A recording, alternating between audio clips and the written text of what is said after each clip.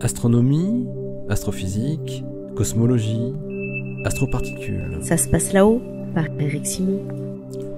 La première détection d'un champ magnétique planétaire interne variable vient d'être effectuée par la sonde Juno. Cette variation séculaire, comme l'appellent les astrophysiciens, se passe sur Jupiter et elle serait due à des vents atmosphériques. Parmi les 6 planètes de notre système qui possèdent une dynamo active, une variation séculaire du champ magnétique avait été observée jusqu'ici uniquement sur notre bonne vieille Terre. Jupiter vient donc récupérer un point commun avec notre planète. Kimberly Moore de Harvard University et ses collègues attendaient cette nouvelle depuis la mise en orbite de Juno autour de Jupiter. Ils ont exploité le magnétomètre de Juno et ses données enregistrées durant les 8 premiers survols de Jupiter pour en comparer les données avec ce qui avait pu être enregistré par les sondes Pioneer 10 et 11, Voyager 1 et Ulysse entre 1973 et 1992. La précision de l'instrument de Juno et sa trajectoire polaire s'approchant au plus près de la planète géante ont fait la différence. Les planétologues américains ont ainsi pu produire une véritable cartographie des champs magnétiques de Jupiter en 3D. Ces comparaisons, à 45 ans d'intervalle, montrent une claire variation du champ magnétique interne de Jupiter.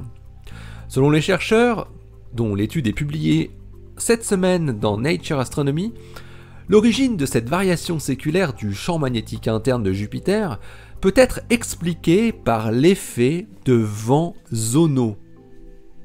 Ces vents atmosphériques s'étendent depuis le sommet de l'atmosphère jusqu'à 3000 km en profondeur. À cette profondeur, le gaz commence à se transformer en liquide sous l'effet de la pression et de la température devenue énormes. Les mouvements atmosphériques auraient pour effet de cisailler et étendre les champs magnétiques. Les chercheurs parviennent à montrer que les variations de champs magnétiques qui sont observées ne peuvent pas provenir de variations du champ de la magnétosphère, c'est-à-dire en dehors de l'atmosphère, ni par d'éventuelles variations de la rotation de la planète géante. Selon les planétologues, là où les vents zonaux agissent au plus profond dans les couches gazeuses de Jupiter, la conductivité électrique de l'enveloppe d'hydrogène devient suffisante pour produire une advection sur le champ magnétique. Et il montre également que ces variations séculaires du champ magnétique sont plus importantes au niveau d'une région très particulière de Jupiter, baptisée la Grande Tache Bleue, en référence à la Grande Tache Rouge, et qui correspond à un curieux 3e pôle magnétique situé non loin de l'équateur et qui avait été mis en évidence il y a 2 ans. Ces résultats apportent une détermination indépendante du profil des vents profonds de Jupiter par une méthode magnétique qui vient donc s'ajouter intelligemment aux méthodes gravitationnelles. Avec cette nouvelle compréhension, les futures mesures de Juno permettront de construire vraiment une véritable carte des variations magnétiques de Jupiter, mais à grande échelle. Et pourquoi pas de mieux appréhender les variations séculaires magnétiques de la Terre.